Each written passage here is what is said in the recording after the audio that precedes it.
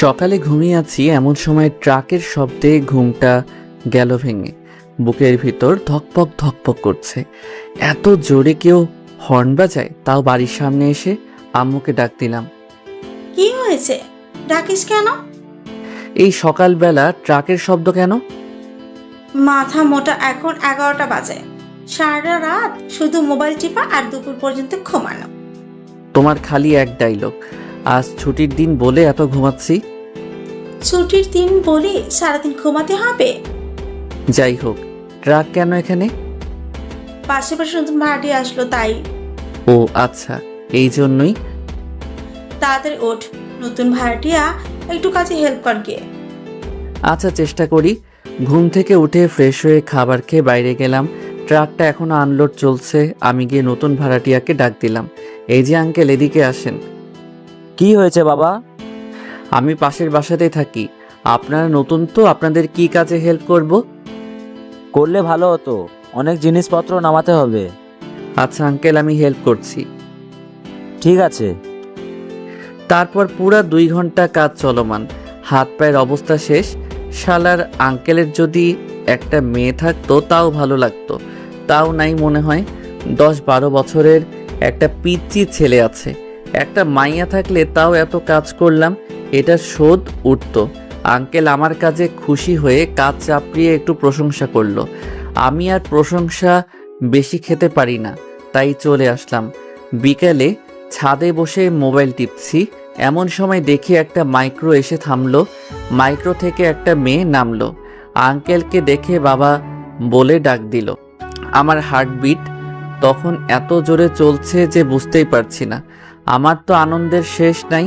মনের ভিতর তখন লুঙ্গি ড্যান্স বেজে উঠল, তাই একটা ড্যান্স দিয়ে দিলাম। লুঙ্গি ড্যান্স, লুঙ্গি ড্যান্স, লুঙ্গি ড্যান্স।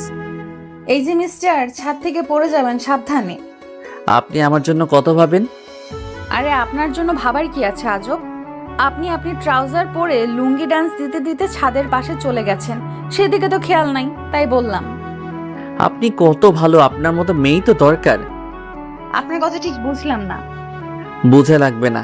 এনিওয়ে, আমি সাগর, অনার্স প্রথম বর্ষ।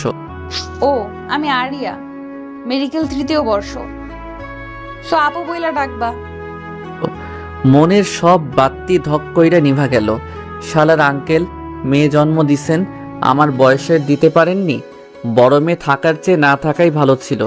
তাও মুখের সামনে দিয়ে এমন সুন্দরী মাইয়া ঘুইরা বেড়াইতো না। কি পুরা কপাল আমার। এই যে ছোট, কোথায় হারিয়ে গেলে? না, কোথাও না। আপনি আমাকে ছোট বলবেন না, আমার ভালো লাগে না। 100 বার বলবো, কারণ তুমি তো আমার ছোটই। আম্মু ডাকছে, তাই বদমাস মাইয়ার কাছ থেকে চলে আসলাম। পরের দিন সকালে কলেজে যাব বলে বের হয়েছি। কলেজ কাছে হওয়ায় সাইকেল নিয়ে যাই। রাস্তায় বের হয়েছি আর দেখি বদমাস মাইয়া ডাকছে। এই যে ছোট, কলেজে যাচ্ছ নাকি? মনে হয় কইসে একটা চট দিয়ে আসি, কিন্তু তাও পারবো না, তাই মনের রাগ মনের ভিতরেই রেখে দিলাম। জি। আমাকে একটু ড্রপ করে দাও তো। আপনার মাইক্রো থাকতে আমার সাইকেলে কেন ড্রপ দিবেন? তুমি ছোট মানুষ, চুপচাপ থাকবা। আমি কিছু বলার আগে সাইকেলে চেপে বসেছে, তাই আর কিছু করার নাই, যেতেই হবে এখন। আরে এত ধীরে চালাও কেন? আমার দেরি হয়ে যাবে, তাড়াতাড়ি চালাও। পড়ে যাবেন তো তাহলে। তোমার না বলছি তুমি ছোট মানুষ, কথা কম বলবা, যা বলছি তাই করো। আমিও দিছি হাওয়াই বেগের টান মনের রাগে। ম্যাডাম দেখি আমাকে এবার শক্ত করে ধরেছে। আমি সাইকেল অনেক জোরে চালাচ্ছিলাম, আর আরিয়া আমাকে শক্ত করে ধরে আছে। এলাকার লোকগুলো সবাই আমার দিকে হা করে চেয়ে আছে। সবাই ভাবছে যে ছেলে রাস্তায় মেয়েদের সাথে কথাও বলে না, সে আজ একটা মেয়েকে সাইকেলে নিয়ে চালাচ্ছে। আমার কেমন লজ্জা লাগছিল, কিন্তু কিছু করতে পারছি না। সবচেয়ে অবাক বেশি হয়েছে এলাকার বখাটে ছেলেরা। তারা যেভাবে হা করে আছে, মনে হচ্ছে নিজে নিজেই ওদের মুখের ভিতর ঢুকে যায়। আমার কলেজের কিছু আগে আরিয়াকে সাইকেল থেকে নামিয়ে দিলাম। এই পিচ্ছি, এখানে নামলে কেন? আপু, আপনাকে নিয়ে আরেকটু গেলে আমি আর কাউকে মুখ দেখাতে পারবো না। আসছে আমার লজ্জাবতী রে। এবার আপনি আপনার রাস্তা মাপেন, আমি আমারটা। যাও যাও। সাগর, আবার কি হলো? তোমার কলেজ শেষ হবে কখন? আপনাকে বলবো কেন? না একসাথে যাব তাই। একসাথে যেতে পারবো না, আমি আমার মতো চলে যাব, আপনি আপনার মতো যাবেন। আমি এখানকার কিছুই ভালোভাবে চিনি না, আর শুনছি ওখানকার বখাটেরা খুব খারাপ। আমার ভয় করে। বুড়ি মাইয়ার আবার ভয়? এই পিচ্চি, কথা কম, যা বলছি তাই। আমি 3টার সময় এখানে অপেক্ষা করব। জানতো আমি পারবো না বলেই সাইকেল নিয়ে দৌড় দিছি। আর কিছুক্ষণ থাকলে কারো চোখে পড়ে যেতে পারে। কলেজে গিয়ে ক্লাস করলাম, বন্ধুদের সাথে ঘোরাফেরা করতে করতে 3টা 30 বেজে গেছে। তাই দেরি না করে সবার থেকে বিদায় নিয়ে বাসায় রওনা দিলাম। বাসায় আসার পথে একটা তেঁতুলের আচারের প্যাকেট নিলাম। আমার খেতে ভালোই লাগে। সাইকেলে চড়ে প্যাডেল করছি, নড়ছে না। কি ব্যাপার, আমার হেলিকপ্টার তো 5জনকে নিলেও এমন আটকায় না। নিচে নেমে দেখি আরিয়া পিছনে দাঁড়িয়ে, আরও সাইকেলের চাকার নিচে ইট দিয়েছে। কি ব্যাপার সাগর সাহেব, চোরের মতো পালাচ্ছেন কেন? আমি চোর হতে যাব কেন? জানেন আমার কত সাহস? তাই নাকি? তা শুনি কত সাহস। আমি রাত 10টা পর্যন্ত এখান থেকে একা একা বাসায় যেতে পারবো। ওরে বাবা রে, আপনি অনেক সাহসী দেখছি। সব মেয়েরাই এই কথা বলে। পিচ্চি পোলার ঢং দেখো, একা একা বাসায় পালাচ্ছে আর বলে খুব সাহস। আমি মেয়েদের সাথে রাস্তায় চলি না তাই। আসছে সাধু বাবা, এখন চলো পিচ্চি। বলেই সাইকেলে চেপে বসলো। সাইকেল চালাচ্ছি, এমন সময় আরিয়া বলে, তোমার হাতে কি? তেঁতুলের আচার। আমার খুব পছন্দ তেঁতুলের আচার। আপনি এটা নিলেন কেন? আমার যেটা পছন্দ হয় আমি সেটা নিয়ে নেই। হুম। কথা কম, সাইকেল ভালো করে চালাও। বাসায় আসলাম আর ভাবছি এত বড়লোক মাইয়া তার মাইক্রো রেখে আমার সাইকেলের পিছনে পড়লো কেন? কিছুই মাথায় ঢুকছে না। অযথা চিন্তা করে লাভ নাই, কার মাথায় কি আছে কে জানে। রাতে আমার আকাশ দেখতে খুব ভালো লাগে, তাই রাতের খাবার খেয়ে ছাদে গেলাম। আকাশের তারা দেখছি। হঠাৎ দেখি আরিয়াদের বাসার ছাদে আগুন জ্বলছে। আমি তো ভয় পেয়ে গেছি, আবার আগুন নিভে গেল। আমি বাঁচলাম। আজ আর ছাদে থাকা ঠিক হবে না বলে ছাদ থেকে নামতে যাব, এমন সময় দেখি ছাদের দরজার কাছে সাদা কাপড় পরে কে যেন দাঁড়িয়ে আছে। আমি বললাম, কে ওখানে? কোনো উত্তর দিল না। কেমন বিশ্রী হাসি হাসছে আর আমার দিকে এগিয়ে আসছে। হঠাৎ আরিয়াদের ছাদে আবার আগুন জ্বলে উঠল। আগুনের আলোতে দেখি সাদা কাপড় পরে আমার দিকে এগিয়ে আসছে, আর তার হাত আর তার পা যেখানে দিচ্ছে সেখানে রক্তের ছাপ পড়ছে। ভয়ে আমার জান বুক থেকে হাতে চলে এসেছে। আমি ভয়ে থরথর করে কাঁপছি। কাছে চলে এসেছে ভূতটা। বিশ্রী হাসি হাসছে আর তার মুখ দিয়ে রক্ত বের হচ্ছে। আমি শুধু একবার মা বলে চিৎকার দিছি, আর কিছু মনে নাই। যখন চোখ মেললাম দেখি আরিয়া পাশে বসে আছে। আরিয়ার চোখ কেমন ফোলা ফোলা, এমনিতেই চিকনি চামেলি, মনে হচ্ছে আরো চিকন হয়ে গেছে। আমার চোখ খোলাতে আরিয়া সবাইকে ডাকলো আর আরিয়া চলে গেল। কি ব্যাপার, চলে গেল কেন? আমি কি মরে গেছি নাকি? ও আমার কথা শুনতে পাচ্ছ? কি বাজে বকছিস, শুনতে পাবো না কেন? আমি সত্যি বেঁচে আছি তো? তোর মাথা মনে হয় গেছে। ভূতে আমাকে খেয়ে ফেলেনি? ভূত? কিসের ভূত? কোনো ভূত নাই। ওই সাজে আরিয়া তোর কাছে গেছিল। কি এত বড় সাহস আমাকে ভয় দেখায়? আরিয়াকে খুঁজছি, পাইলে আজ খবর আছে। সিনিয়র ফিনিয়র দেখব না। আমি বিছানা থেকে উঠতে চেষ্টা করলাম কিন্তু পারলাম না।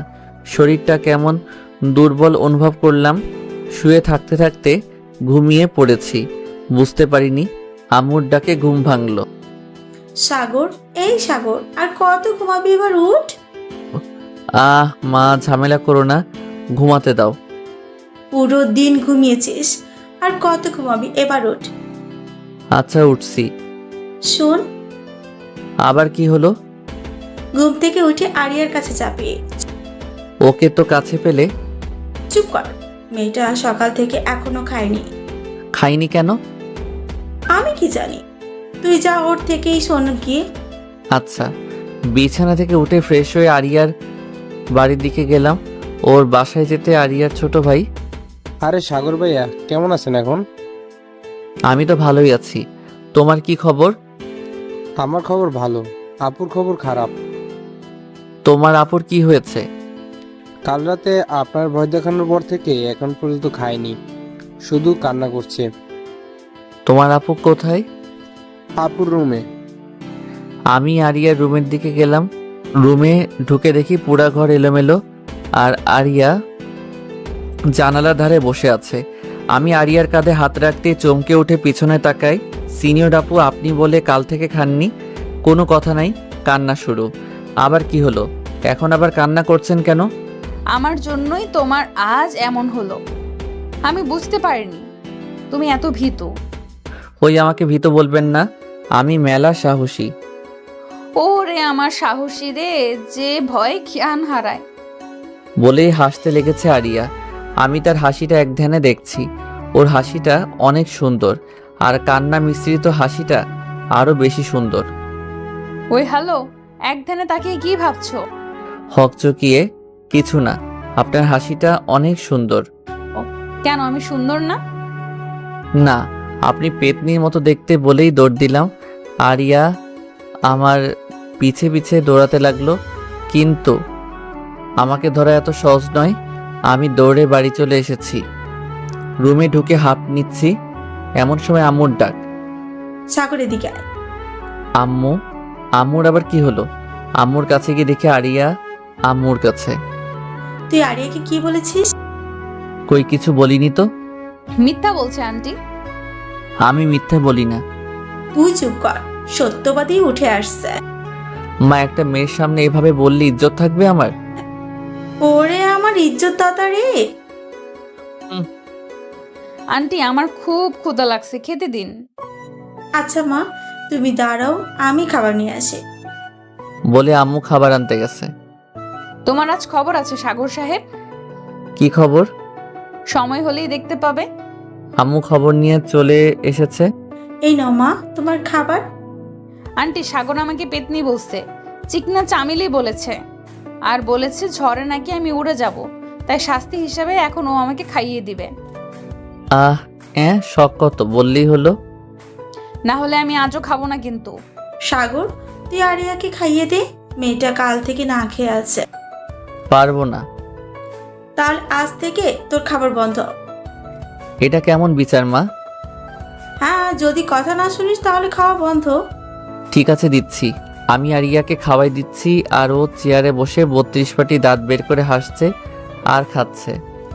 আমার তো গা জ্বলে যাচ্ছে, মনে হচ্ছে তুলে এক আছাড় দেই, কিন্তু কিছু বলতে পারছি না। কিছু বললে আমার খাবার বন্ধ হয়ে যাবে। হাতে কামড় দিলে কেন? ইচ্ছে করে দিছি নাকি এমনিতেই লেগে গেছে? আপনি ইচ্ছা করে দিছেন। ইচ্ছে করে দিলে তুমি কি করবে শুনি?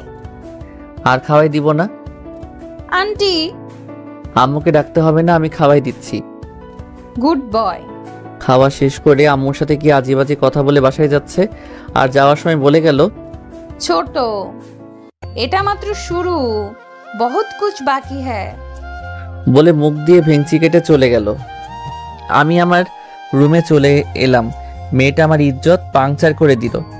শেষমেশ আমি একটা মেয়েকে খাওয়াই দিলাম। না, এটা হয় না। এর প্রতিশোধ আমি নিবই নিব।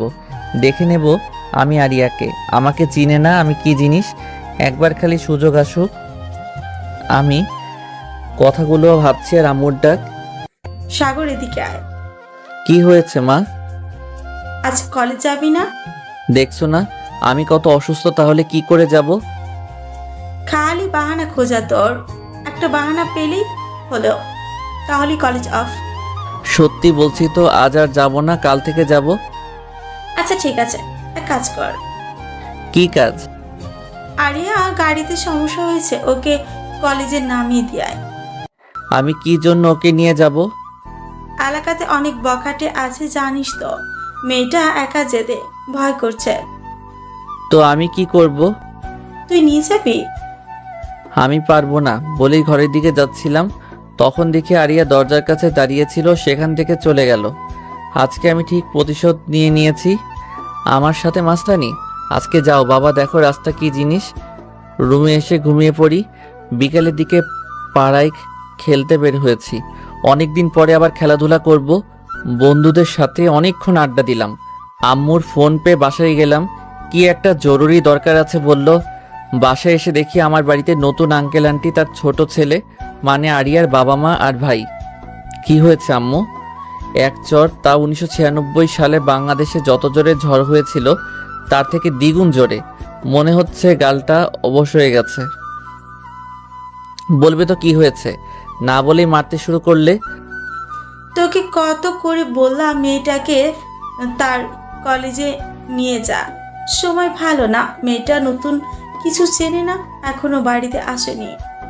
বন্ধুদের সাথে হয়তো আড্ডা দিচ্ছে, একটু পরে হয়তো চলে আসবে।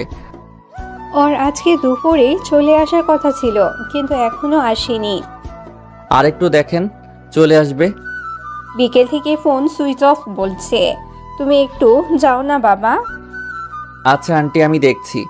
বাড়ি থেকে বের হয়ে কয়েকজন বন্ধুকে ফোন দিলাম, তাদের সব কিছু খুলে বললাম। ওরাও আমার সাথে যেতে রাজি হলো। আরিয়ার বন্ধু বান্ধবদের বাসার ঠিকানা জোগাড় করে তাদের বাসায় গেলাম। কারো বাসায় নেই। বাসায় ফোন করলাম, কিন্তু এখনো আসেনি মেয়েটা। রাত 9টা বাজে।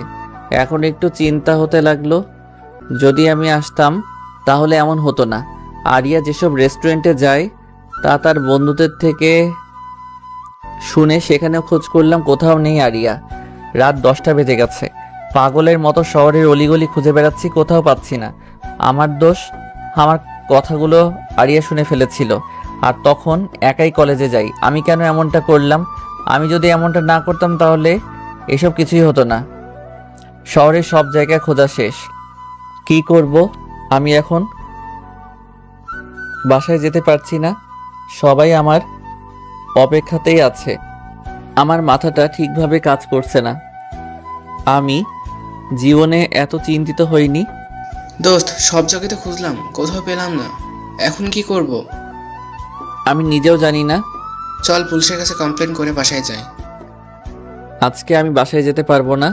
আমার জন্য সব হয়েছে, আমি দায়ী বলে মাটিতে বসে পড়লাম। এভাবে ভেঙে পড়িস না, দেখিস আমরা আরিয়াকে ঠিকই খুঁজে পাবো। আমার চোখ দিয়ে তখন টুপ টুপ করে পানি পড়ছে। নিজেকে কেমন ঘৃণা হচ্ছে, কেন আমি এলাম না। শান্ত হওয়া দোস্ত। হৃদয় শাকিল পুলিশের কাছে যাক, আর আমি আর তুই টিপু ভাইয়ের কাছে যাই। টিপুর কাছে কেন? কোথাও তো খুঁজে পেলাম না। যদি আরিয়া কিডন্যাপ হয় তাহলে টিপু ভাইয়ের কাছে জানতে পারবো। এই শহরে যত কিডন্যাপ হয় সব তার জানা থাকে। ঠিক আছে চলো। ওরা দুজন পুলিশের কাছে গেল আর আমরা টিপু ভাইয়ের কাছে যাচ্ছিলাম। রাস্তায় বাইকের তেল ফুরিয়ে যায়, তেল ভরতে পাম্পে যাই, তারপর তেল ভরি, তারপর টিপুর কাছে যাই। এত রাতে দেখা করতে চাচ্ছিল না, তাও অনেক বলে কয়ে দেখা করলাম। টিপু ভাইকে সব খুলে বললাম। তারপর টিপু ভাই ওর লোকদের কাছে ফোন করলো। তারপর বলল, আমার লোকেরা আজকে কোনো মেয়েকে তুলেনি। তাহলে উপায়? শহরে একটা নতুন গ্যাং এসেছে যারা ডাক্তারি পড়া মেয়েদের কিডন্যাপ করে, তাদের আফ্রিকাতে পার করে দিচ্ছে, আর এদেরকে দিয়ে চিকিৎসা কাজ করানো হয়। আর আমার লোকেরা বলল তারা আজ 3টা মেয়েকে তুলেছে। এখন তাদের মধ্যে থাকলেও থাকতে পারে। আমার পায়ের নিচের মাটি মনে হচ্ছে সরে যাচ্ছে। আমার বাকশক্তি, ভাবনা শক্তি কিছু কাজ করছে না, লড়তে পারছি না।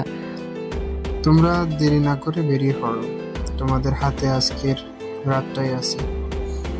আজ রাতে মনে হয় না তারা শহর ছেড়ে বের হবে, তাই যত তাড়াতাড়ি পারো বেরিয়ে পড়ো। আমরা টিপু ভাইয়ের কাছ থেকে বিদায় নিয়ে বেরিয়ে পড়েছি। কোনো কথা বলতে পারছি না। রাস্তার একপাশে দাঁড়িয়ে আছি। পাশে একটা ছোট দোকান আছে। এক কাপ চা খাচ্ছি আর ভাবছি কোথায় যাব আর কি করব। কিছু মাথায় আসছে না। হাতে সময় এক রাত। হঠাৎ একটা মাইক্রো এসে থামলো, তারাও চা খাচ্ছে।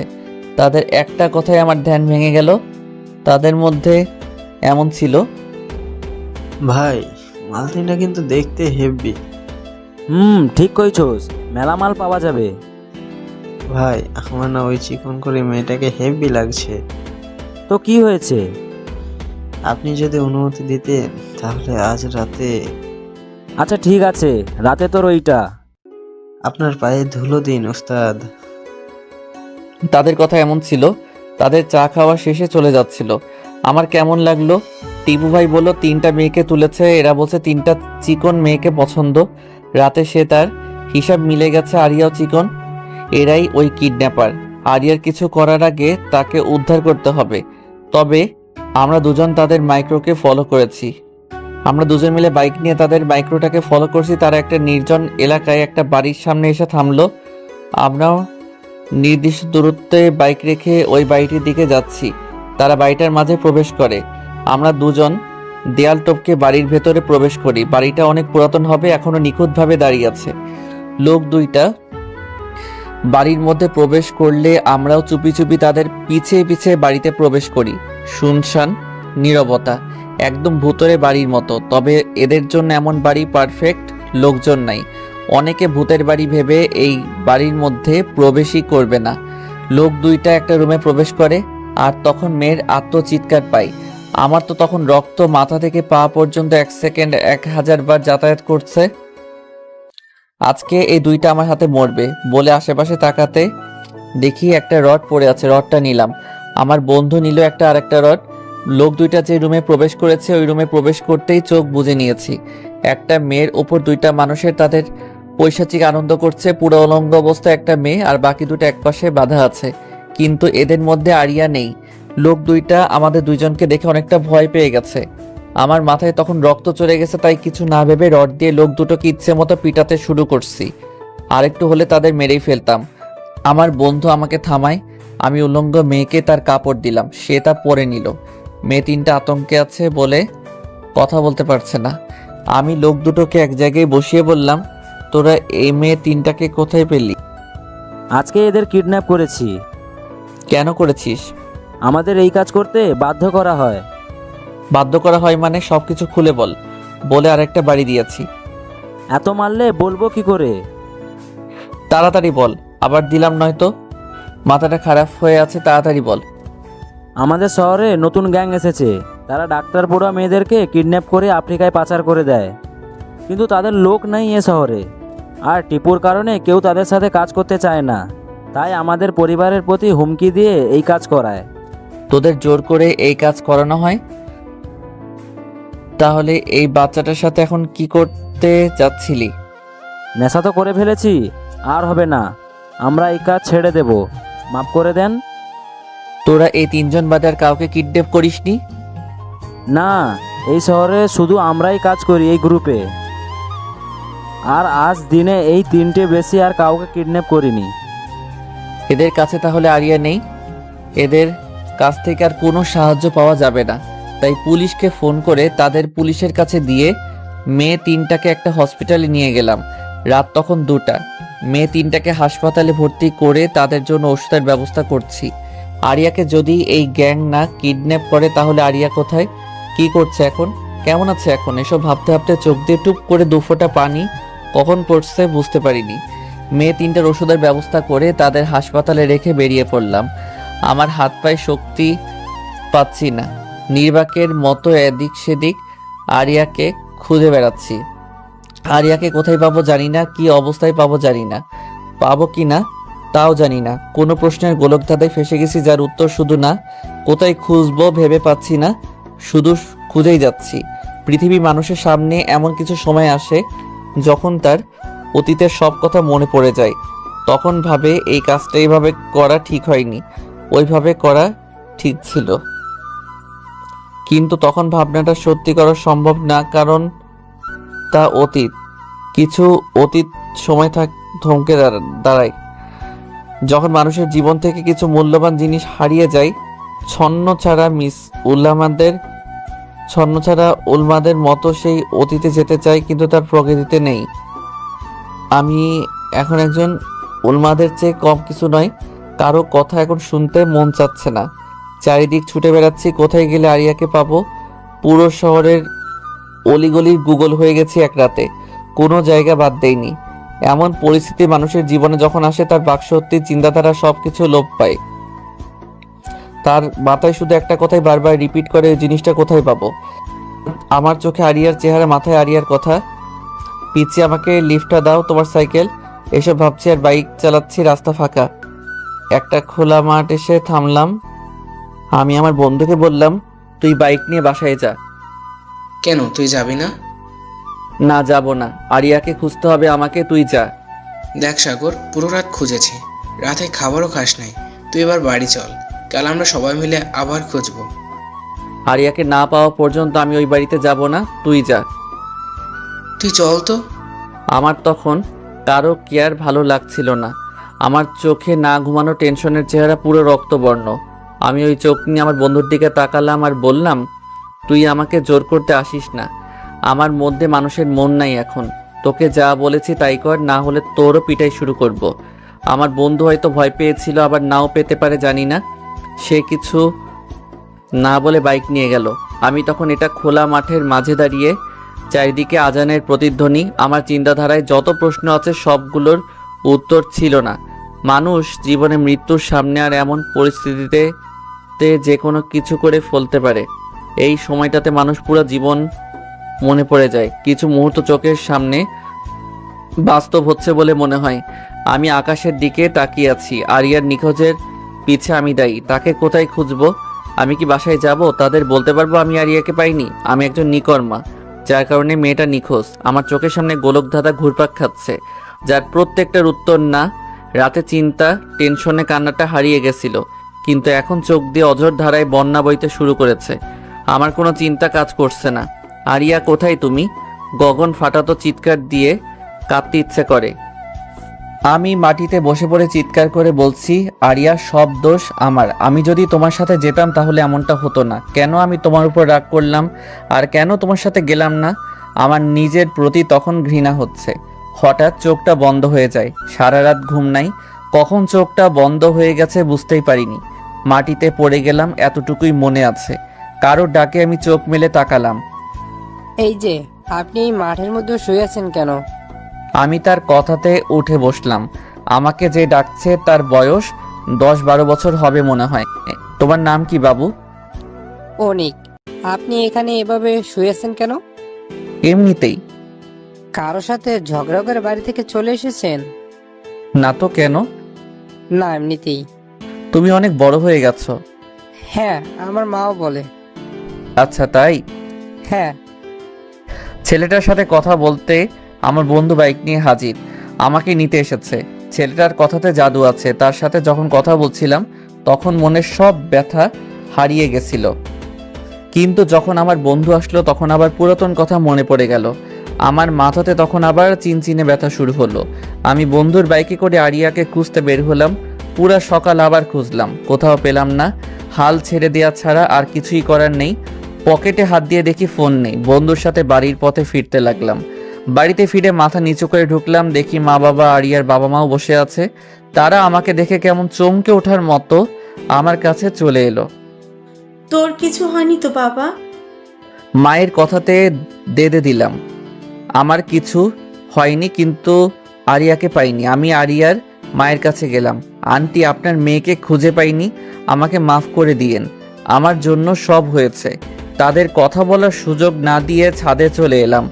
সকালের আলোতে মানুষের কাছে পৃথিবী আনন্দময় হয়, আর আমার কাছে বিভীষিকাময়। আলো থাকা সত্ত্বেও কেমন অন্ধকার আচ্ছন্নময় লাগছে। ছাদে দাঁড়িয়ে এসব ভাবছি, হঠাৎ কারো হাত আমার পিঠে অনুভব করলাম। দেখি আরিয়া দাঁড়িয়ে। আমি নিজেকে বিশ্বাস করতে পারছি না যে আরিয়া আমার সামনে দাঁড়িয়ে আছে।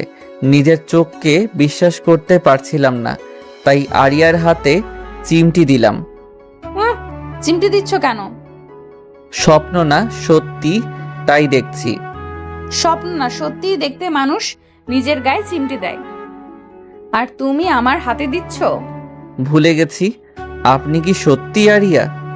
সত্যি, তোমার সামনে দাঁড়িয়ে আছি, এ দেখো। বলি এক চরের ব্যথা অনুভব করলাম। তার মানে এটা সত্যি আরিয়া? আমি 2টা চর দিছি। মেয়েটা কান্না করতে শুরু করছে। আমাকে এত জোরে মারলে? তো সোহাগ করব? কাল দিন রাত কোথায় ছিলেন? আমার কতটা কষ্ট হয়েছে জানেন? আমারও মেলা কষ্ট লেগেছিল সকালে তোমার কথা শুনে, তাই ভাবলাম তুমি প্রতিশোধ নেওয়ার আগে আমিই নেই। কোথায় ছিলেন পুরা দিন রাত? তোমার রুমে। আমার রুমে?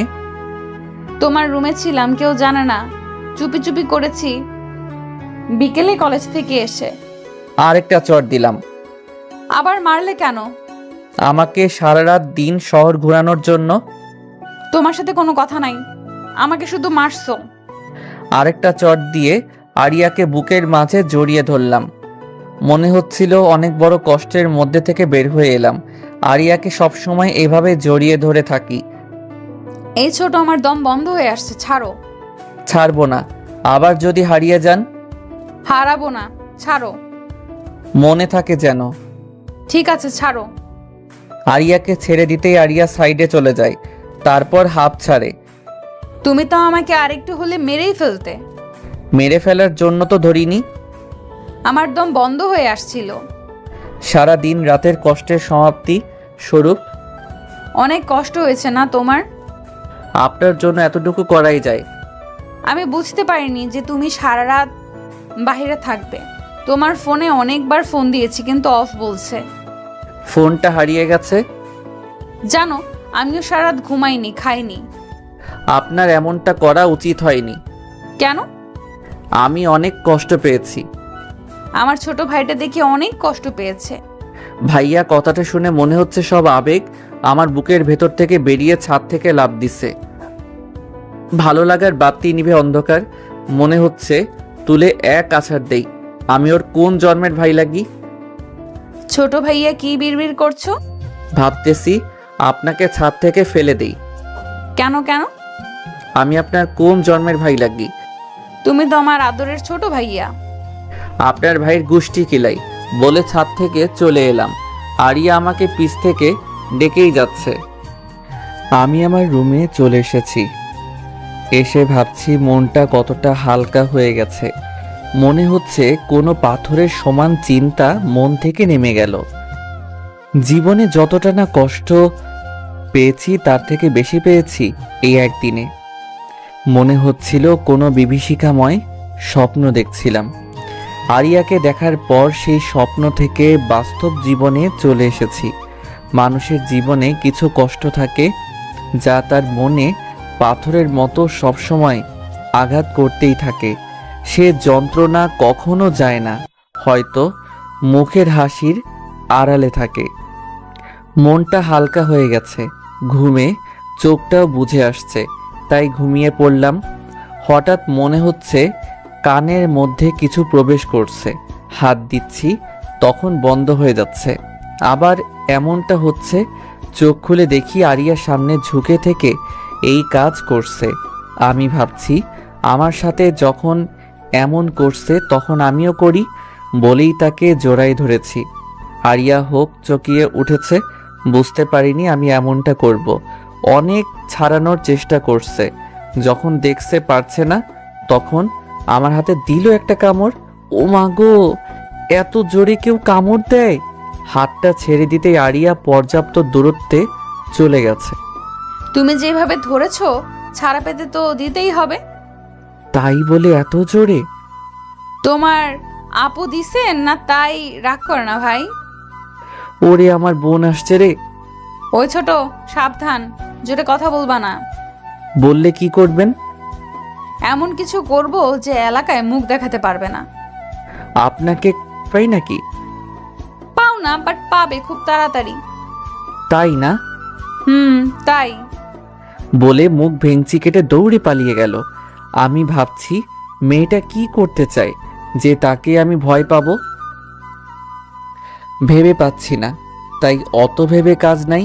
কাল কলেজে যেতে হবে, তাই বেশি চিন্তা ভাবনা করতে হবে না।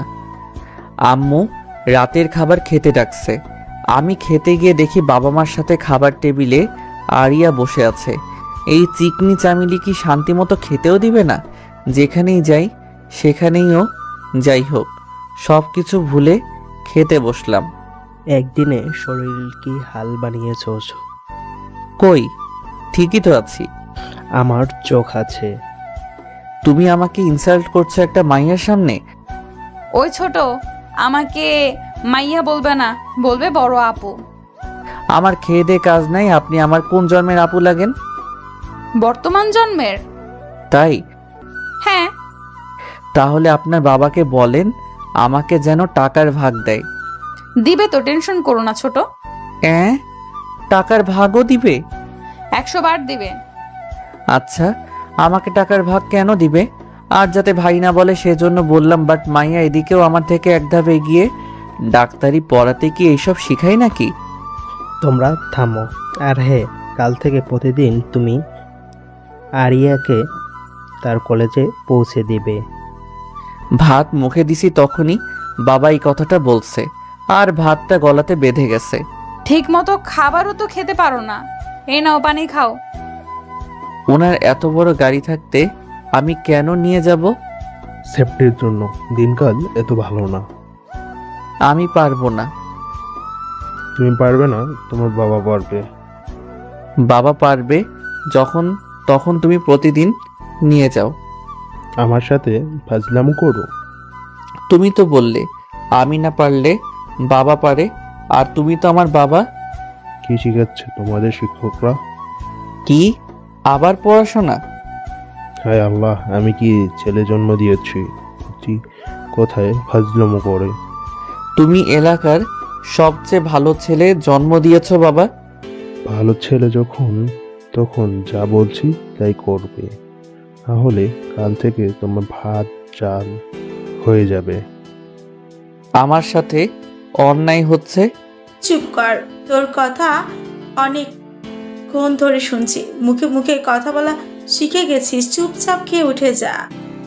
ঠিক আছে। আরিয়া খাচ্ছে আর হাসছে। সব চাল আরিয়ার। ও বাবাকে কি সব বুঝ দিয়েছে আল্লাহ ভালো জানে। খাবার খেয়ে রুমে চলে এলাম। এসে লম্বা একটা ঘুম দিয়েছি। স্বপ্নে দেখছি আমি আরিয়াকে নিয়ে যাইনি, তাই বাবা আমাকে লাঠি নিয়ে পুরো শহর দৌড়ানি দিচ্ছে। স্বপ্নটা ভাঙতেই যেন হাঁপ ছেড়ে বাঁচলাম। যদি কাল আরিয়াকে না নিয়ে যাই তাহলে বাবা আমাকে সত্যি সত্যি পুরো শহর দৌড়ানি করাবে না তো? আবার কাল একটা মেয়ের সাথে দেখা করার কথা আছে, বান্ধবী হয়, আর ও যদি দেখে তাহলে পুরা কলেজে আমার ইজ্জত পাংচার হয়ে যাবে। সকাল সকাল ঘুম থেকে উঠে খাবার খেয়ে কলেজের জন্য রেডি হয়ে গেটের সামনে দাঁড়িয়ে ভাবছি আরিয়াকে নিয়ে গেলে যদি কেউ দেখে তাহলে পুরা কলেজের ইজ্জত থাকবে না। আর না নিয়ে গেলে বাবা পুরো শহর ম্যারাথন দৌড়ানি দেয়াবে। যাই হোক, দৌড়ানোর অভ্যাস আছে, কিন্তু এত বছরের ইজ্জত গেলে আর ফিরে পাবো না। আজকে এটুকু সুন্দর গেট আপ নিয়ে বের হয়েছি, কেউ যাতে দেখতে না পায়, তাই চুপি চুপি গেট থেকে বের হয়ে যাচ্ছি। বুকটা ধুকপুক করছে, যদি কেউ দেখে তাহলে আরিয়াকে নিয়ে যেতে হবে। আরিয়ার বাড়ির সামনে নিয়ে যেতে হয়, তাই চিন্তাটা বেশি। আরিয়া দেখতে পেলে তো চিল্লাচিল্লি শুরু করে দিবে। আরিয়ার বাড়ির সামনে আসতেই কেমন শব্দ শুনলাম, তারপর দেখছি বৃষ্টি শুরু হয়েছে। আকাশে তো রোদ আছে, মেঘ নেই, আবার বৃষ্টিটা শুধু আমার উপরেই হচ্ছে। আমি কি রাতে মেঘমামার সাথে গন্ডগোল করছি? এসব ভাবতে ভাবতে উপরে তাকিয়ে দেখি মেঘটা আর কেউ না, আরিয়া। আমার দিকে দুইটা ফুটবলের সমান চোখ বের করে রাক্ষসীর মতো দাঁত কটমট করে তাকিয়ে আছে। আমার গলা শুকিয়ে গেছে, ঢোক চিপলাম, মনে হচ্ছে গলার মধ্যে খরার মৌসুম চলছে। আরিয়া তাকানো দেখে মনে হচ্ছে আজকে আমি শেষ। তার দিকে তাকাতে পারছি না, ভয়ের আগে কটমট করছে আরিয়া। চুরি করে সবার চোখ ফাঁকি দিয়ে একা একা চলে যাচ্ছ? চুরি করে যাব কেন? তা নয় তো কি, আমাকে নিয়ে যাবার ভয়ে এত সকাল সকাল সবার চোখ ফাঁকি দিয়ে যাচ্ছ। ফাঁকি কোথায় দিলাম? এই তো আপনার সামনে দাঁড়িয়ে আছি। আমি যদি তোমার উপর পানি না দিতাম তাহলে কি হতো? আমি চলে যেতাম। তাহলে সেটা চুরি করা হতো না? হুম, ওটা কলেজে যাওয়া হতো। ফাজিল ছেলে সব সময় ফাজলামো করবে না। তাহলে কি করব? আমার মাথা করবে। আপনার মাথা তো আপনার ঘাড়ের উপর। চুপ, একদম চুপ ফাজিল ছেলে, একদম কোথাও যাবে না। আমি রেডি হব, তারপর তুমি ভিজা কাপড় চেঞ্জ করবে। আমার আজকে কলেজে তাড়াতাড়ি যাওয়া লাগবে, দরকার আছে। তোমার কলেজে যাওয়া লাগবে না। আমি আরিয়ার দিকে অসহায় দৃষ্টিতে তাকালাম, বাট মুখের ধরন পাল্টালো বলে মনে হলো না। আরিয়া রেডি হয়ে এসে আমাকে কাপড় চেঞ্জ করতে যেতে দিছে। তারপর রেডি হয়ে আমার হেলিকপ্টার নিয়ে কলেজের দিকে যেতে লাগলাম। আমার হেলিকপ্টারটা কিন্তু সাইকেল, অন্য কিছু ভাববেন না আব্বার। আরিয়াকে নিয়ে সাইকেল চালিয়ে অনেক সুবিধা, চিকনি চামেলি, বোঝাই যায় না সাইকেল আছে না নাই। আরিয়ার কলেজের সামনে চলে এসেছি। নামেন, আপনার কলেজের সামনে চলে এসেছি। ইজ্জত তো পাংচার হয়ে গেছে।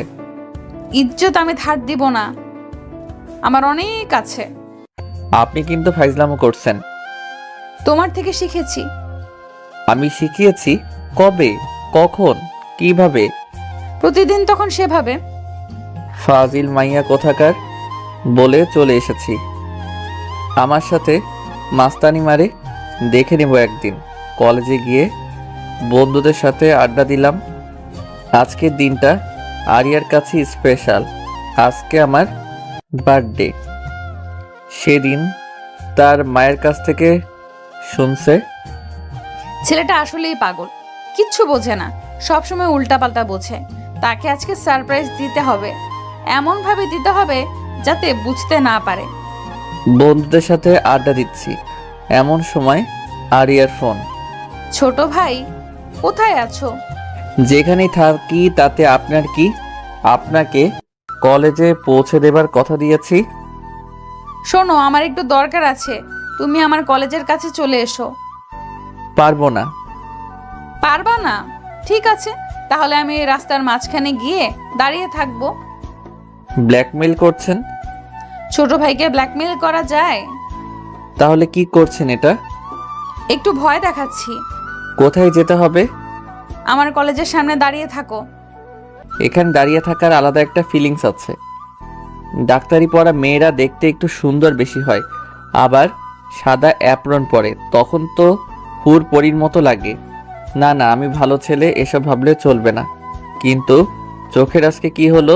খালি সুন্দরী মেয়েদের দিকে চোখ যায়।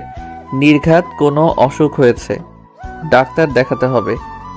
একটু পর দেখি একটা switch, cute, beautiful, awesome, nice, wow, heavy একটা মেয়ে আমার দিকে হাত নাড়িয়ে ডাকছে। তখন বুকের ভিতর ধুকধুক করছে। আর তোকে হেভি লাগছে, গানটা শুনতে পাচ্ছি না। তুমি যদি ডাকো হুট পড়ি, তোমার জন্য আমি কি না করিতে পারি। তুমি চাইলে পাড়ি দেব 7 সমুদ্র 13 নদী। এটা তো একটা রাস্তাখানি, বলেই তার দিকে যাচ্ছি। আর মেয়েটা 2 হাত বাড়িয়ে আমার দিকে এগিয়ে আসছে। ও নো, এত ফিলিংস আমি কোথায় রাখবো? মনে হচ্ছে আশেপাশে কেউ নেই, খালি আমি আর ডাক্তারনিটা। মনের মধ্যে লাড্ডু ফুটতেছে। আমিও 2 হাত বাড়িয়ে তার কাছে যাচ্ছি। তাকে জড়িয়ে ধরতে যতটুকু লাগে তাকে জড়িয়ে ধরব। এমন সময় মেয়েটা পাশ কাটিয়ে আরেকটা ছেলেকে জড়িয়ে ধরলো। তখন মনের মধ্যে শুনতে পাচ্ছি, সুন্দরী তুমি কার, তুমি কার? ওদের দিকে তাকিয়ে থাকতে কখন দেয়ালের সাথে ধাক্কা লেগেছে বুঝতেই পারিনি। আরিয়া দেখি পাশেই দাঁড়িয়ে হাসতে হাসতে মাটিতে বসে পড়েছে। এত হাসির কি আছে? একটু অ্যাক্সিডেন্ট হতেই পারে। অ্যাক্সিডেন্ট কেমনে হয়? অজান্তে কিছু হলে তাকে অ্যাক্সিডেন্ট বলে। বাট এটা তো ইচ্ছে করে হয়েছে। অজান্তে হয়েছে। হয়েছে, আর শাক দিয়ে মাছ রাখতে হবে না, আমি সব দেখেছি। কি দেখছেন? দেখেছি একটা লুইচ্চা ছেলে 2 হাত বাড়িয়ে একটা মেয়ের দিকে যাচ্ছিল, মেয়েটা তাকে না ধরে অন্য কাউকে ধরেছে। ইজ্জত পাংচার হয়ে গেছে একেবারে। এটাও দেখে নিয়েছে। এখন কি করি? কি হলো, কথা বলছো না কেন? এমনি। তোমার এসব পরে দেখছি, আগে আমার সাথে চলো, দরকার আছে। কি দরকার? শুনে কি হবে? না বললে যাব না। আন্টিকে ফোন দিয়ে বলবো তুমি কি করছো। ব্ল্যাকমেইল? না না, সোজা মেইল। ঠিক আছে, চলেন। তারপর আমরা একটা শপিং মলে পৌঁছালাম। আরিয়া হয়তো কিছু কিনবে, তাই আসছে। আমি সেজন্য লেডিস কালেকশনের দিকে যাচ্ছি। সাগর, ওইদিকে কোথায় যাচ্ছ? কেন লেডিস কালেকশন? সেটা আমিও জানি, ওইদিকে মেয়েদের জিনিস। সেজন্য তো যাচ্ছি। তোমাকে যেতে বলেছি? না। তাহলে যাচ্ছ কেন? আপনি জিনিস নেবেন তাই। আমি বলছি নিব না। তাহলে? তাহলে কার জন্য নেবেন? চুপ থাকো আর পিছে পিছে আসো। আমি তখন আরিয়ার পিছে পিছে যাচ্ছি। পরিচিত কেউ আমাকে দেখলে চোখ বড় বড় করে তাকিয়ে থাকছে, মনে হচ্ছে জীবনে আমাকে কখনো দেখেনি। এইটা কেমন হবে?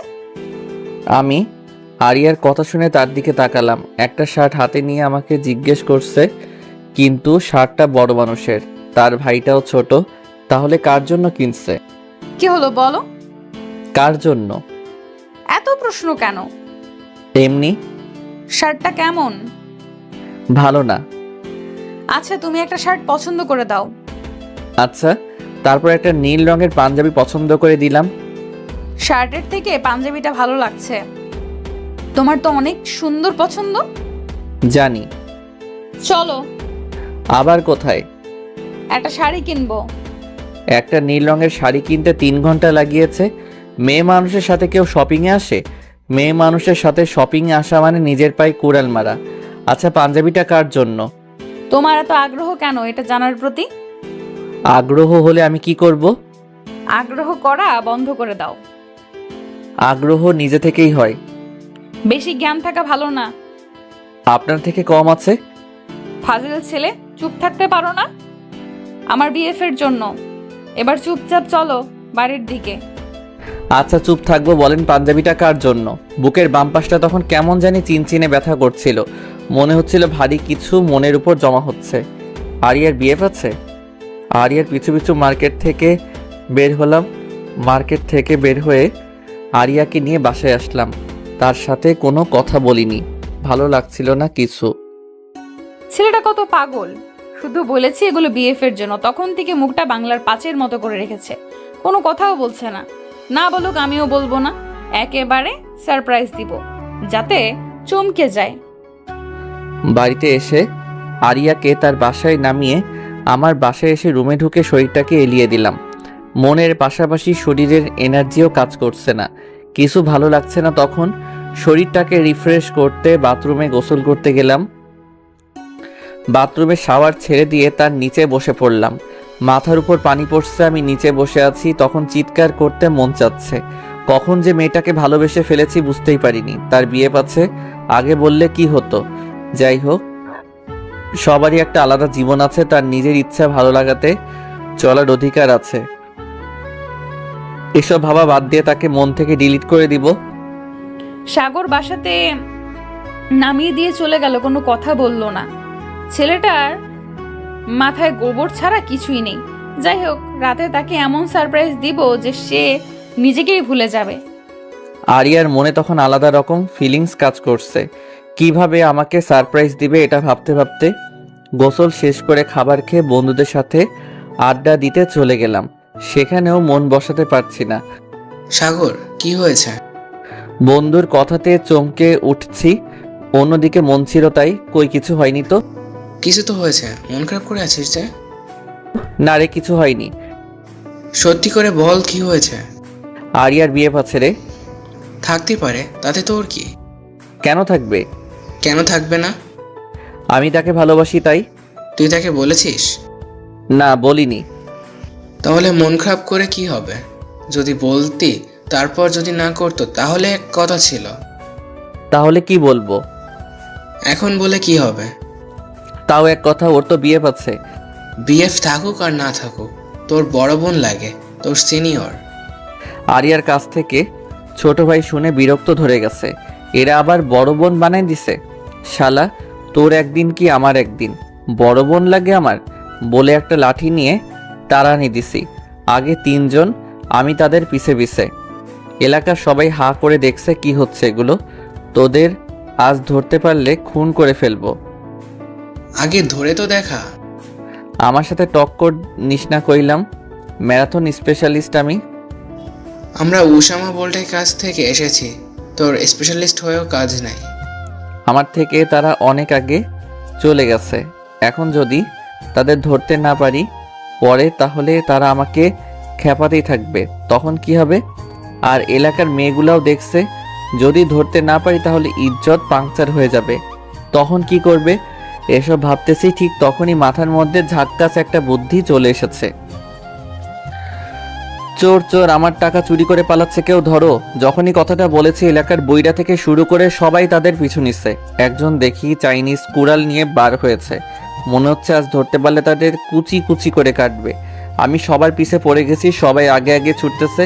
এক চাচার কথা, বেটা দিনের বেলায় চুরি করো, ধরতে পারলে হাত কেটে দেব।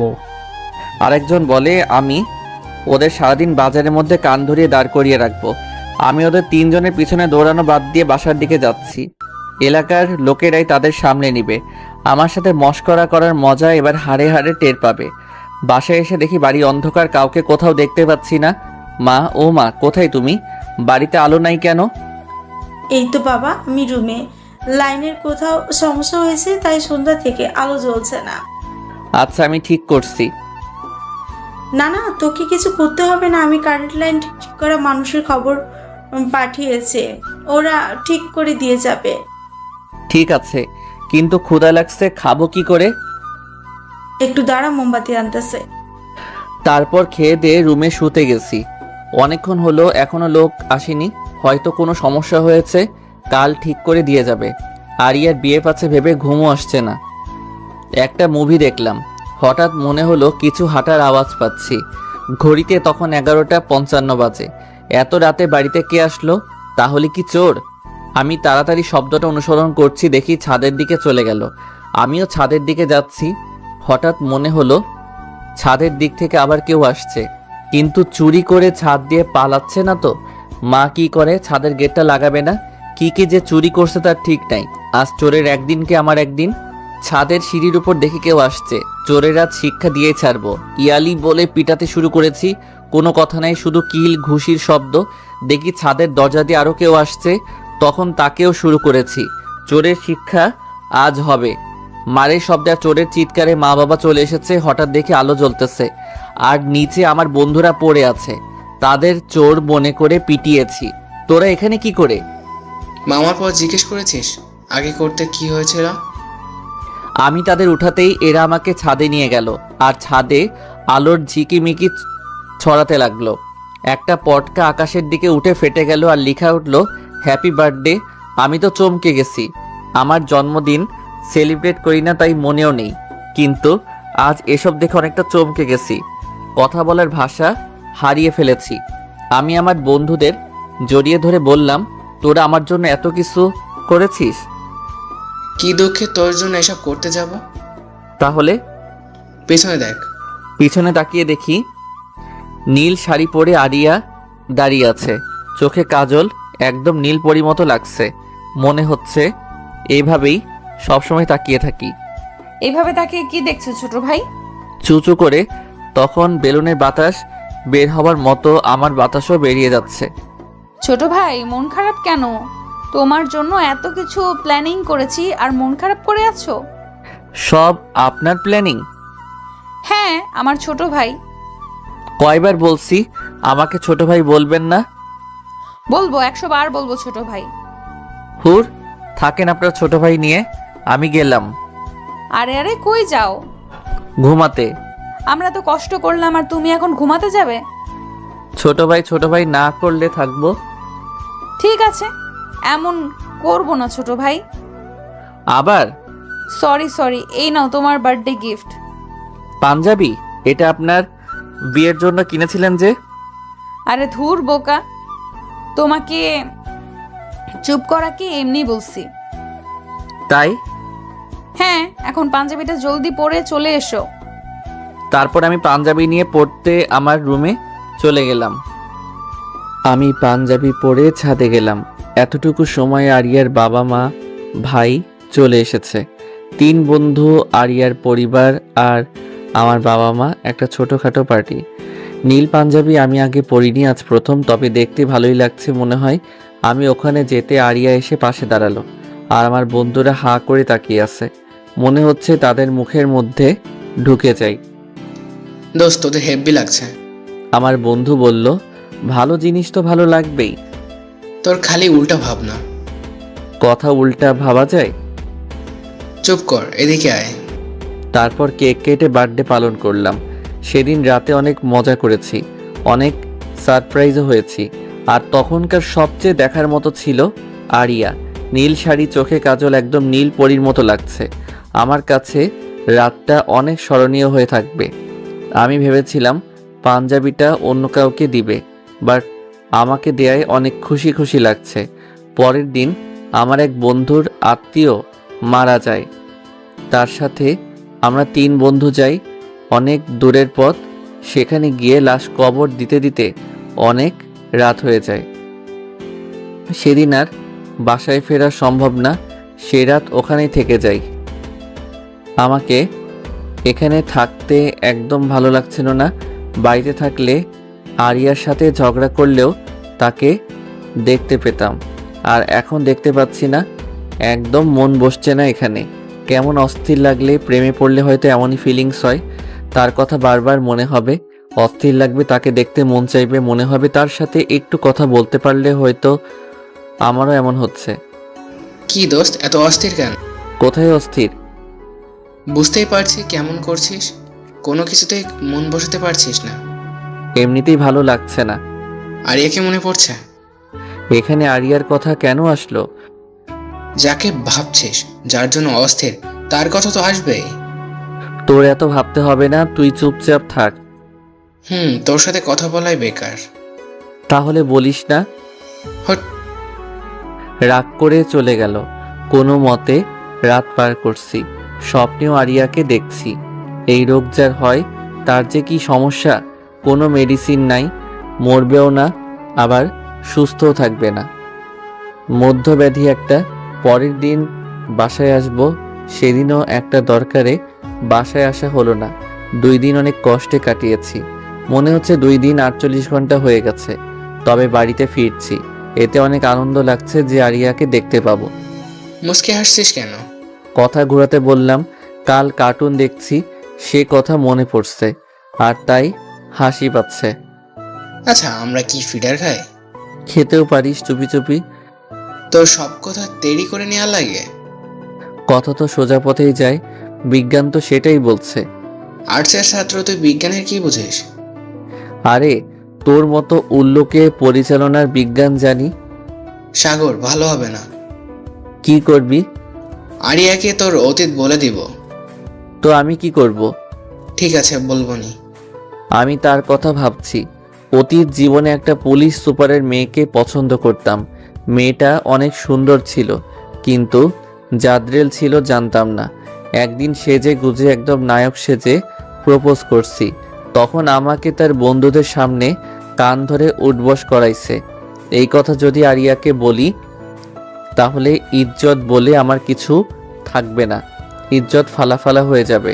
হৃদয়, তোর আবার কি হলো? চকলেট খাবি? আমি ছোট নাই যে খাবো। তাহলে কি খাবি? আচ্ছা, তুই হঠাৎ জামাই আদর করতে চাচ্ছিস নিজে থেকেই, বাট কেন? তুই আমার কত ভালো বন্ধু, তোর মতো বন্ধু আর একটাও নাই। আমার কথা শুনে হাঁ করে আমার দিকে তাকিয়ে আছে। কার মুখে কোন কথা শুনছি? আমার মুখে শুনছিস। কিন্তু কেন? আরিয়াকে আমার অতীতের কথা বলিস না। ও, এই ব্যাপার? তাই বলি, কার মুখে কি কথা? আমার ইজ্জতটা রাখিস দোস্ত। পারবো না। ঠিক আছে, তাহলে আমিও সামিয়াকে বলবো তোকে একটা মেয়ে পাবলিক প্লেসে থাপড়াইছিল। তোর মনে আছে? থাকবে না কেন? কেন থাপড়াইছে তাও মনে আছে। দোস্ত চুপ কর, ওই কথা বললে স্বামী আমাকে থাপড়াবে। এক শর্তে বলবো না। কি শর্ত? তুই আরিয়াকে কিছু বলবি না, আমিও তাহলে সামিয়াকে কিছু বলবো না। ঠিক আছে, রাজি। ওকে। তারপর নিশ্চিন্ত মনে বাড়িতে আসতেছি। বাড়িতে এসে দেখি বাড়িতে কেউ নাই। বেল দিয়ে দিয়ে দরজা খুলছে না। আমি ফোন বের করে মাকে ফোন দিলাম। মা, কোথায় তুমি? আমি বাড়ির বাহিরে দাঁড়িয়ে আছি। আমি তোর বাবা আরিয়ার বাসায় আছি। ওখানে কেন? কারণ আছে, তুই এখানে আয়। আচ্ছা। ফোনটা রেখে আরিয়ার বাড়িতে গেলাম। তো আমার বাবা মা সহ আরিয়ার কয়েকজন আত্মীয় এসেছে দেখছি। সবার মুখ ভারী হয়ে আছে, মনে হচ্ছে বড় আকারের কিছু হয়েছে। আমি গিয়ে মাকে ডেকে নিয়ে এক সাইডে এলাম। কি হয়েছে মা? এত মানুষ কেন? আর সবাই এত চুপচাপ কেন? মা যা বলল তা শুনে মাথাতে রক্ত উঠে গেছে।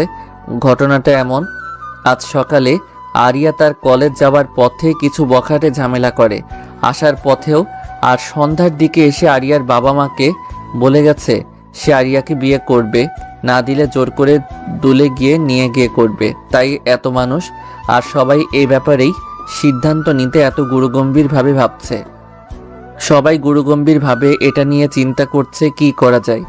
ছেলেটার নামে অনেক রিপোর্ট আছে, কিছু না করে ফেলে তার আগে এটার ব্যবস্থা করতে হবে।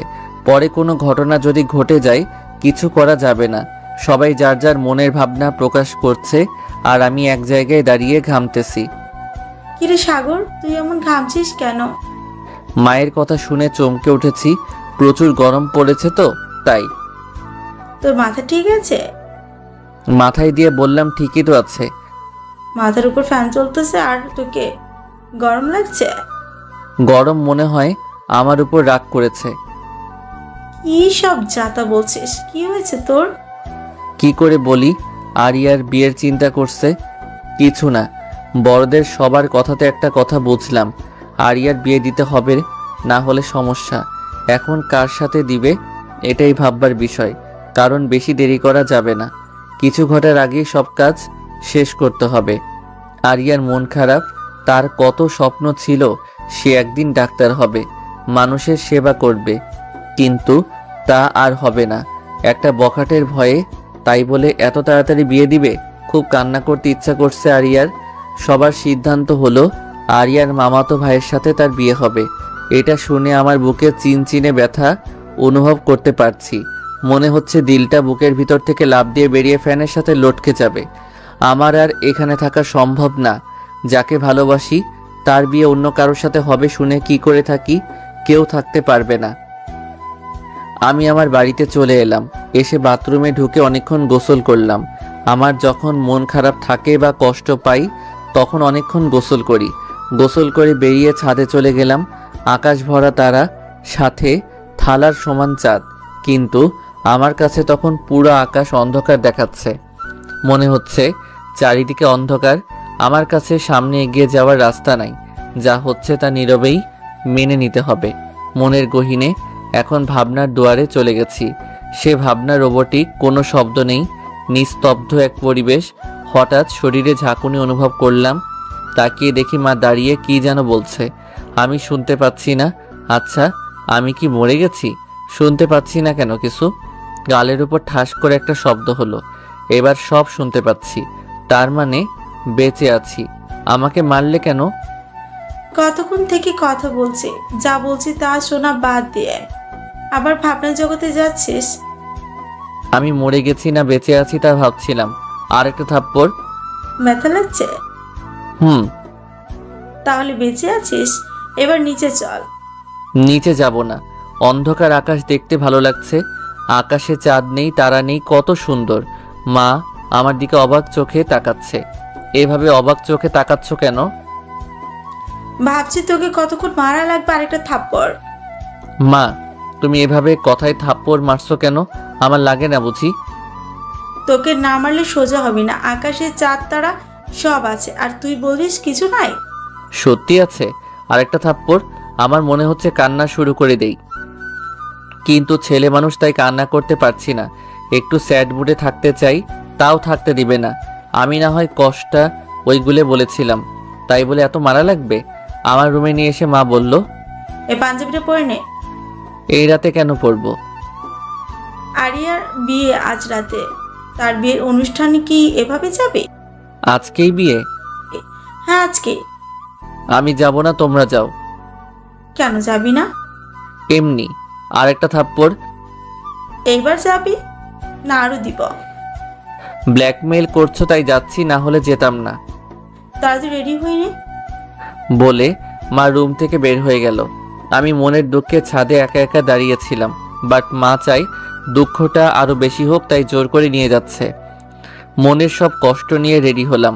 তারপর মায়ের সাথে আরিয়ার বাড়িতে গেলাম। বিয়ের সব আয়োজন শুরু হয়ে গেছে। সবার মনে তখন একটু হলেও খুশি বিরাজ করছে, আর আমার মনে কষ্টের নদী বয়ে যাচ্ছে। আমি গিয়ে একপাশে দাঁড়িয়ে আছি, কেউ আমার সাথে কোনো কথা বলছে না। আমি মনে মনে একটু শান্তি পেলাম। যাই হোক, কষ্টের দিনে একা চুপচাপ তো থাকতে পারছি। সব আয়োজন শেষ, আরিয়াদের পরিচিত কয়েকজন লোক এসেছে আর প্রতিবেশী কয়েকজন। আরিয়াকে সাজিয়ে নিয়ে আসা হচ্ছে। নীল বেনারসি পরে তাকে নীল পরীর মতো লাগছে। চোখে কাজল, চোখের দিকে তাকালে যে কোনো ছেলে ঘায়েল হয়ে যাবে। আচ্ছা, আমি খুশি হচ্ছি কেন? এই সাজে তো আরিয়া অন্যের ঘরে চলে যাবে, তাহলে তো কষ্ট পেতে হবে আমাকে। মনটা খারাপ করে অন্যদিকে তাকালাম। আরিয়াকে দেখব না, কিন্তু ওই যে ছেলের মন কুত্তার লেজের মতো, হাজার দড়ি দিয়ে বাঁধলেও সোজা হয় না, তেড়ি তেড়িই থাকে। এত সুন্দর সাজে না দেখে থাকা যায়? তাই আমি আবার তার দিকে তাকালাম। আরিয়া মাথা নিচু করে আছে, হয়তো লজ্জা পাচ্ছে, বাট আমি পাচ্ছি না। আমি এক ধ্যানে দেখছি, আর তো কোনোদিন দেখা হবে না, তাই আজকেই দেখি মন ভরে, সারা জীবনের জন্য। সাগর ভাই, আপনি ওইভাবে আমার আপুর দিকে তাকিয়ে আছেন কেন? আরিয়ার ভাইয়ের কথা শুনে ভেবাচেকা খেয়ে গেছি। এমন প্রশ্ন করবে আমি ভাবতেও পারিনি। তোমার আপুকে কেন দেখতে যাব? আমার কি কাজ নাই? আমি তোমার আপুর কাপড় দেখছিলাম। কাপড় কি অন্য কেউ পরে আছে? তোমার বোনকে দেখিনি। আমি তো দেখলাম হা করে তাকিয়ে আছেন।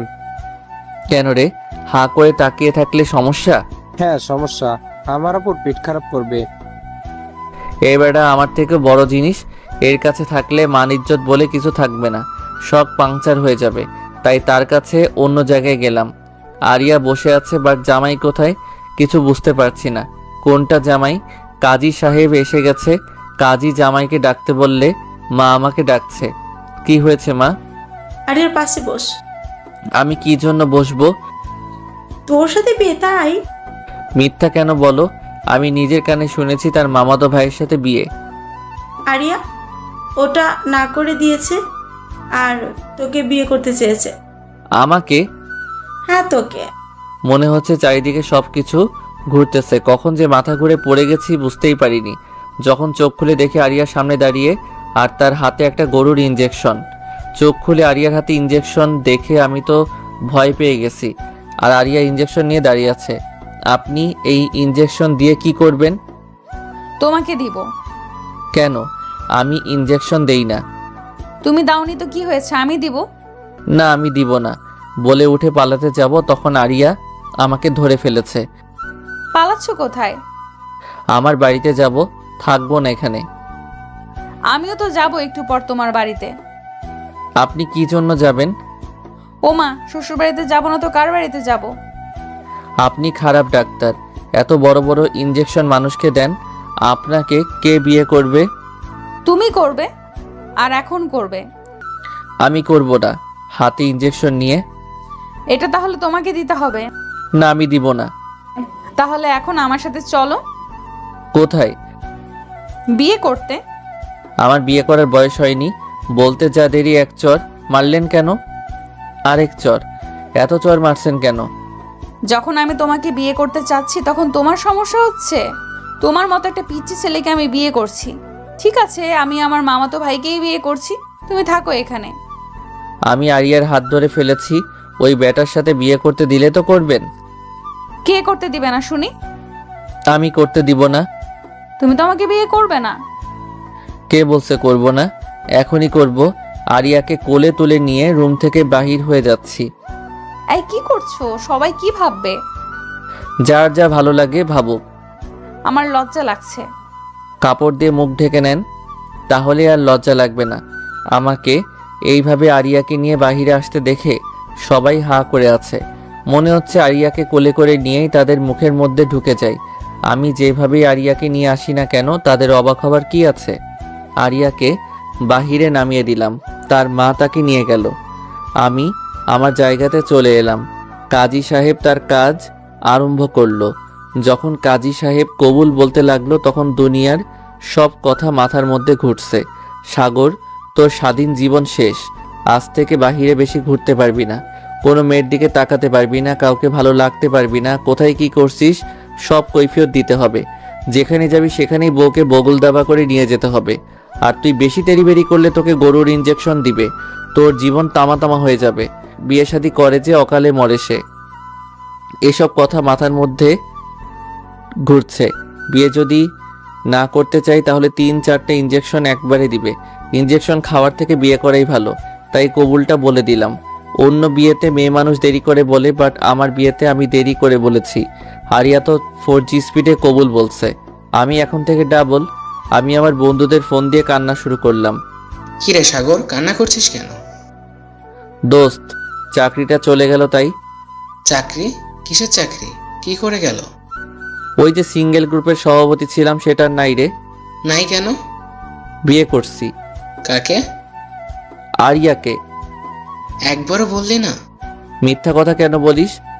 কই মিথ্যা বললাম? মাত্রই তো বললাম বিয়ে করছি, আর বলছিস বলিনি। বিয়ের আগে কেন বলিসনি? বিয়ের আগে আমার বিয়ে আমিও জানতাম না। তাহলে যখন জানলি?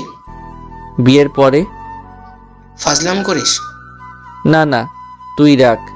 এখন বউয়ের সাথে রোম্যান্স করতে হবে বলেই ফোন কেটে দিয়েছি।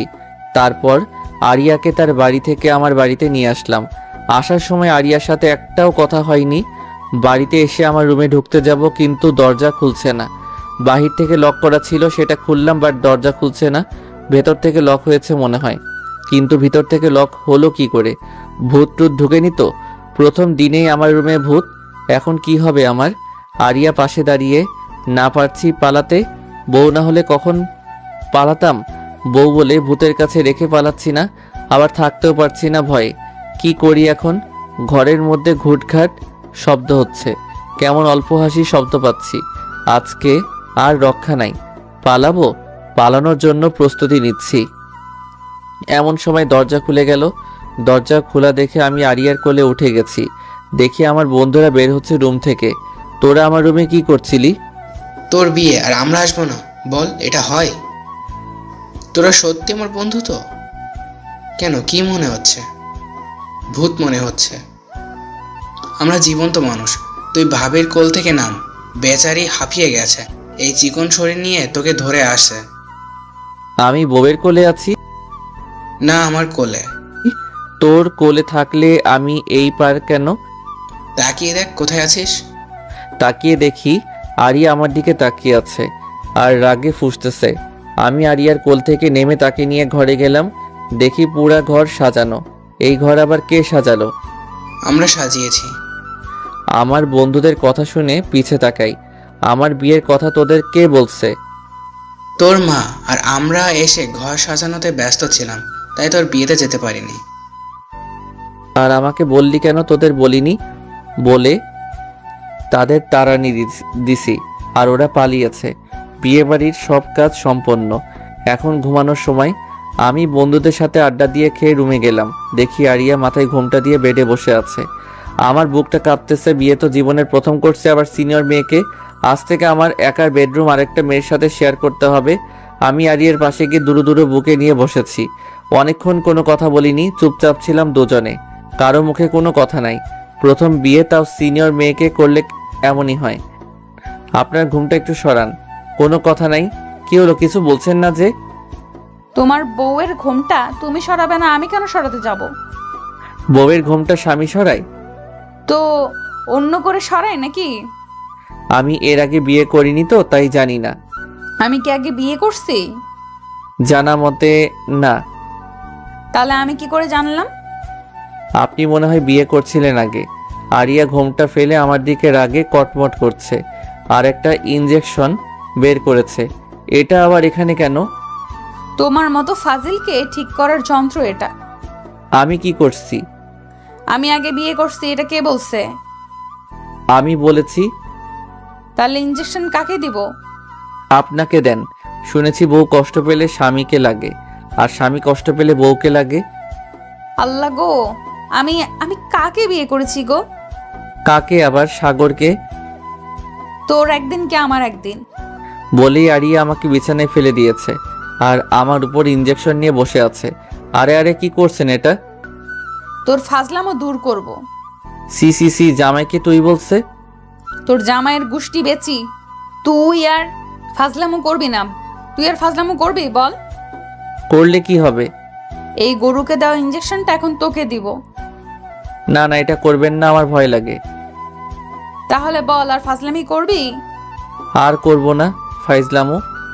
আমার সামনে কান ধরে উদ্বস কর। পারবো না। দিব ইনজেকশন? না না, শালা বিয়েটাই করা ভুল হয়েছে। বাসরাতে কোথায় রোম্যান্স করব? না, কান ধরে উঠবস করাচ্ছে। 30 বার করার পর আরিয়া থামতে বলল। থামো, এখানে এসো। কি? আমার ক্ষুধা লাগছে, খাবার নিয়ে এসো। রাতে খাননি? না, সেদিকে কি কারো খেয়াল আছে? আমার কাছে। আপনি বসেন, আমি নিয়ে আসছি। এরপর আরিয়ার জন্য খাবার নিয়ে আসলাম। রুমে ঢুকে দেখি কেউ নাই, ফাঁকা ঘর। আমার বউটা আবার পালায়নি তো? কী সব ভাবছে আজে বাজে। আরিয়া বাথরুম থেকে বের হলো কাপড় চেঞ্জ করে। বিছানাতে বসে অর্ডার শুরু। এখন খাইয়ে দাও। আমি আগে পিছে তাকাচ্ছি। আগে পিছে কি দেখো? দেখতেছি কাকে খাইয়ে দিতে বললেন? তোমাকে বলেছি। আমি জীবনে কাউকে খাইয়ে দেইনি। তো কি হয়েছে, এখন আমাকে দিবে? তারপর আরিয়াকে খাইয়ে দিতে লাগলাম। বিয়ের প্রথম দিনেই এত কিছু করছে, বাকি জীবনে কি করবে তার ঠিক নাই। আরিয়াকে খাওয়ানো শেষ করে বাথরুমে গিয়ে আমিও কাপড় চেঞ্জ করে আসলাম। দেখি আরিয়া বসে আছে। আমাকে দেখেই বলল, এখানে বসো। আমি গিয়ে আরিয়ার পাশে গিয়ে বসলাম। আজ থেকে তুমি আমাকে তুমি করে বলবে, আর আপনি করে নয়। ঠিক আছে, তুমি করে বলবো। কোনো মেয়ের দিকে তাকাবে না, কারোর সাথে ফাজলামও করবে না, আর যত মেয়ে বন্ধু আছে সব বাতিল। এত কিছু আজ থেকেই? আজ থেকে মানে এখন থেকে।